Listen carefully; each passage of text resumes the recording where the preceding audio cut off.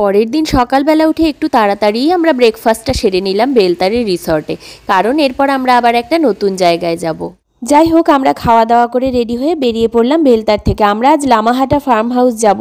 আমাদের যেতে খুব একটা বেশি টাইম লাগবে না, কিন্তু আমরা যেহেতু ওখানে একটা দিনই থাকবো তাই একটু সকাল সকালই বেরিয়ে পড়লাম। চা বাগানের পাশ দিয়ে ঘুরে ঘুরে আমাদের রাস্তাটা উঠে যাচ্ছিল মেন রাস্তার দিকে। এমনিতে রাস্তাটা খুব ভালোও বলা চলে না, আবার খুব খারাপও না, মোটামুটি। তবে রাস্তাটা যথেষ্ট চড়াই ছিল, বিশেষ করে রাস্তার বাঁকগুলো। আসলে কি বলতো, আমরা রাস্তায় যতখানি অভিজ্ঞতা সঞ্চয় করি তার কানাকড়িও ভিডিওতে ভালো করে বোঝা যায় না। আমরা যখন মেইন রাস্তায় উঠলাম তখন এইরকম ঘন কুয়াশা, সেই কুয়াশা ভেদ করেই আমরা ছুটতে লাগলাম লামাহাটার দিকে। মোটামুটি ঘন্টা দেড়েকের মধ্যেই লামাহাটা ফার্ম হাউসের প্রায় কাছাকাছি পৌঁছেই গিয়েছি আমরা। কার্শিয়াংয়ের মেন রোড থেকে প্রায় 3 কিলোমিটার ভেতরে এই লামাহাটা ফার্ম হাউস। আর এই 3 কিলোমিটার পুরোটাই অফরোড। অফরোড মানে তোমরা দেখতেই পাচ্ছ কীরকম অফরোড। আমাকে বাইক থেকে নেমেই যেতে হয়েছিল। শুভ আস্তে আস্তে গাড়ি নিয়ে এগিয়ে যাচ্ছিল আর আমি হেঁটে হেঁটে পেছন পেছন যাচ্ছিলাম। আসলে ফার্ম হাউস থেকে এই রাস্তাটুকুর জন্য গাড়ি পাঠিয়ে দেওয়ারই কথা ছিল, কিন্তু সেই সময় গাড়িটা অ্যাভেলেবেল না থাকার কারণে আমরা এইভাবেই যাচ্ছিলাম।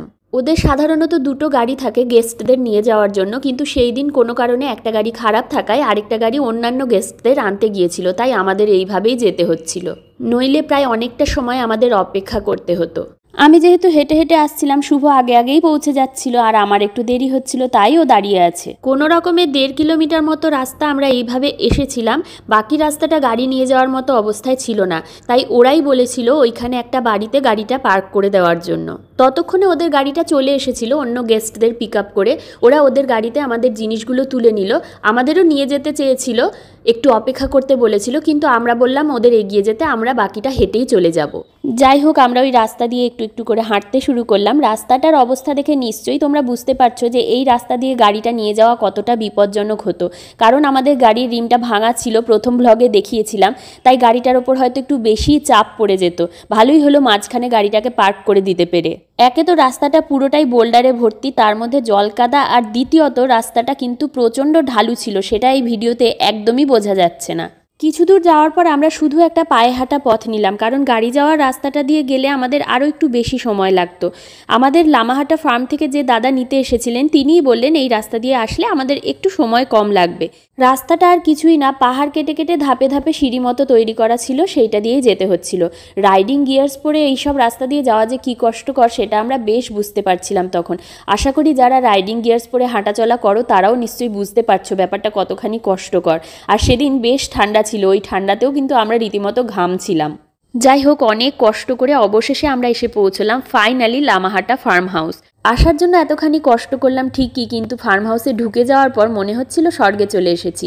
চারিদিকে নিস্তব্ধ জঙ্গল, ঝিঝি পোকার ডাক, আর চারিদিকটা সবুজে সবুজ, একদম শান্ত স্নিগ্ধ পরিবেশ। আর এই যে সামনে যিনি আমাদের জিনিসপত্র নিয়ে আস্তে আস্তে এগিয়ে যাচ্ছেন, উনি হচ্ছেন ঠুলো ভাইয়া, ভীষণ মজার একখানা মানুষ।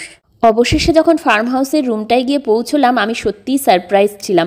আমি স্বপ্নেও ভাবিনি এইরকম একটা রুমের বন্দোবস্ত শুভ এখানে করে রেখেছে। আমার সত্যিই স্বপ্ন ছিল যে একটা কাচের ঘরে থাকবো, চারিদিকটা যেন ঘর থেকেই দেখা যায় এই রকম, কিন্তু এত তাড়াতাড়ি সেটা পূরণ হবে সেটা সত্যিই ভাবিনি। শুভ আমায় বলেছিল অবশ্য ট্রিপটা নাকি আমার জন্য পুরোটাই সারপ্রাইজ, আর আমি মানছি সে কথা, সত্যিই ট্রিপটা আমার জন্য পুরোটাই সারপ্রাইজ। আমরা ফ্রেশ হয়ে চলে গেলাম খাবার জায়গায়, যে যার মতো খাবার নিয়ে নিলাম, তারপর তাড়াতাড়ি সেরেও ফেললাম খাওয়া দাওয়া। ঘরোয়া সব রান্নাবান্না ছিল, তাই খুব তৃপ্তি করেই খাবার খেলাম আমরা। খাওয়া দাওয়ার পর আমরা চলে গিয়েছিলাম একটু বেড়াতে। ওই পাশেই একটা ভিউ পয়েন্ট মতো আছে, সেখানেই গিয়েছিলাম। ওখান থেকে সিকিমটা পুরোপুরি দেখা যায়, যদিও খুব কুয়াশার কারণে আমরা খুব একটা ভালো করে দেখতে পারিনি। তারপর কিছুক্ষণ বাদে ফিরে এলাম আমরা ঘরে বসে বসে সূর্যাস্তটা বেশ মন ভরে উপভোগ করলাম আমরা। তারপর একটু সন্ধ্যের দিকে আমাদের জন্য চলে এলো কফি আর ভেজ পকোড়া। এই দেখো না, শুভ খেতেও শুরু করে দিয়েছে। এই দিনটা আমাদের ট্যুরের শেষ দিন ছিল, তাই সন্ধ্যেটা আমরা খুব আনন্দ করে উপভোগ করেছিলাম দুজনে। সন্ধেবেলা আমরা ওদের থেকে আলাদা করে বারবিকিউ চিকেনও অর্ডার করেছিলাম, যেটা খেতে অসাধারণ ছিল, যদিও সেটার ভিডিও করতে একদম ভুলে গেছি। তারপর আমরা আবার একটু বাইরে গিয়েছিলাম, ক্যাম্প ফায়ারের আয়োজন হয়েছিল আসলে, কিন্তু এতটাই ঠান্ডা লাগছিল কিছুক্ষণ বসেই আমরা আবার রুমের দিকে রওনা দিয়ে দিয়েছিলাম। ওই দিন ওখানে এতটাই ঠান্ডা ছিল যে ইচ্ছে থাকা সত্ত্বেও আমরা বাইরে বসতেই পারছিলাম না, তাই ডিনারটাও বলেছিলাম রুমেই দিয়ে দিতে। পরদিন সকালে ঘুম ভেঙেই চলে গিয়েছিলাম ব্যালকানিতে কাঞ্চনজঙ্ঘা দেখতে। এত সুন্দর দেখা যাচ্ছিল ব্যালকানি থেকে। তারপর শুরু হলো গোছগাছ। এবার তো আমাদের ফেরার পালা, আজকেই ফিরতে হবে বোলপুর। আমাদের ট্যুর তো এখানেই শেষ।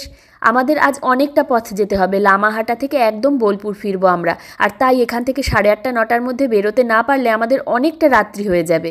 অবশেষে আমরা দুজনেই রেডি হয়ে বেরিয়ে পড়লাম ওদের গাড়ি করে। ওদের গাড়িটা প্রথমে শুভকে পৌঁছে দেবে ওর গাড়িটা যেখানে পার্ক করা ছিল সেখানে, তারপর আমাকে পুরোপুরি কার্শিয়াংয়ের মেন রোড অবধি পৌঁছে দিয়ে আসবে। এইবার আর আমাকে হাঁটতে হবে না বাবা। রাস্তাটার যে কি ভয়ানক অবস্থা ভিডিওটা দেখলেই বোধহয় বুঝতে পারবে। এত নড়াচড়া করছিল, কোনোভাবেই ফোনটাকে আমি স্থির করতে পারছিলাম না। যাই হোক, শুভ বাইকটা পেয়ে আস্তে আস্তেই এগোচ্ছিল ওই রাস্তা দিয়ে, আর আমরাও যাচ্ছিলাম ওর পেছন পেছন। জিপের ভেতর আমি রীতিমতো ঝালমুড়ি মাখা হচ্ছিলাম। অবশেষে এই 3 কিলোমিটার তিরিং বিরিং রাস্তা পেরিয়ে আমরা প্রায় এসেই গেছি কার্শিয়াংয়ের মেইন রোড। এরপর আর কি, শিলিগুড়ি মালদা হয়ে একদম বোলপুর। ওই ভিডিও আর তাই নিইনি। এটা বোলপুর ঢোকার কিছুক্ষণ আগে এক জায়গায় চা খেতে নেমেছিলাম, সেইখানেই তোলা। যাই হোক, এই ভ্লগটা তাহলে এইখানেই শেষ করছি। যদিও ভ্লগটা একটু বড় হয়ে গেছে, তবুও তোমাদের সবাইকে অনুরোধ করব একটুখানি শেষ পর্যন্ত দেখে আমায় জানিও তোমাদের কেমন লাগলো। আমার এবারের ট্যুরের ভ্লগটা এখানেই শেষ হলো। আবার কখনো নতুন ভ্রমণ কাহিনীর গল্প নিয়ে আসবো। ততদিন সবাই ভালো থেকো, সুস্থ থেকো। টাটা।